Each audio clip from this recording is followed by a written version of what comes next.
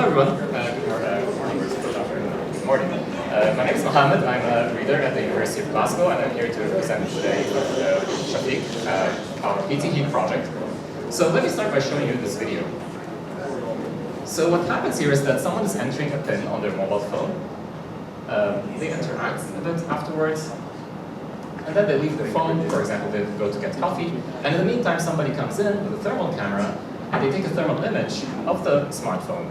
And there you do not only see which digits constitute the PIN, but you can also see the order in which they were pressed. Because our bodies are warm, so when you touch a surface, heat is transferred from your body to that surface. And actually the warmest one is the last digit you've touched, so from that you can find out what the PIN is. And actually, thermal cameras are becoming much cheaper, much more affordable and easier to use. You don't need to be a tech-savvy person to use them. So this is a thermal camera that I'm holding in my hand. It's quite small. You can plug this into your phone, and then you have a thermal camera that you can use to perform these attacks. And I got this from Amazon for £200 or something, so it's not that expensive. So we've been doing some work in trying to understand how effective thermal attacks are, how well they work on keyboards, touchpads, and smartphones. And we've been trying to build mitigation mechanisms that work on these interfaces, like basically if a thermal attack has taken place, how can we reduce the chances that it is successful? But in this project, in the PT.HEAT project, what we're trying to do is to solve the problem from the thermal camera side. So similar to how printers prevent you from printing money, we are trying to program the thermal cameras so that they would prevent, the thermal cameras would prevent its users from using them maliciously. And now Shafiq will tell you more about how we are doing that. We have implemented a deep learning process to do this. It will be integrated with from the camera side.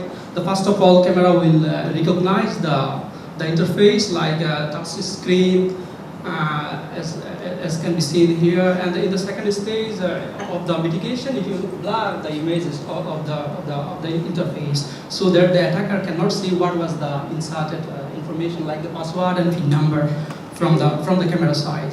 So we are implementing a deep learning process, more specifically object detection model. We use the faster RCNN, regional convolutional neural network. The network works on a basis that first it will detect some area of interest, we call it regional proposal. Then from there it will detect the interface like keyboard, touch screen, and also bounding box. It will draw the bounding box where the location of the interface. This work has been submitted to an SN journal. So to implement our process, we have collected thermal images from different perspectives using two thermal cameras.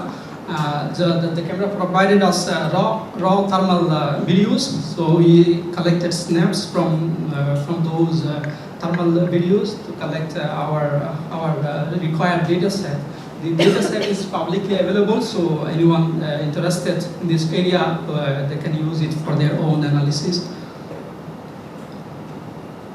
As a mitigation stage, we have implemented different mitigation techniques like blurring, pixelating, differential privacy, then masking as well.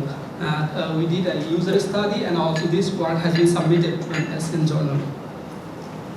So this is the final outcome from our approach. The first user will interact with for example, when you go to the bank to withdraw money, we insert our PIN number, right? So the user will interact with those devices with the keypad. Then the model automatically detects the interface and also what the PIN number with the details order. We know the details order because we are calculating the pixel values. The last entered digit will be more brighter as compared to the first entered digit. So we know the order. At the end of the stage, our mitigation will do some pixel manipulation so that the user of the thermal camera will not see the first two images, will see the last one. So we argue that we somehow prevent the thermal imaging attack and securing the application of thermal system and also maintaining the utility of the system. I think that's all from our side. Thank you. We are team of the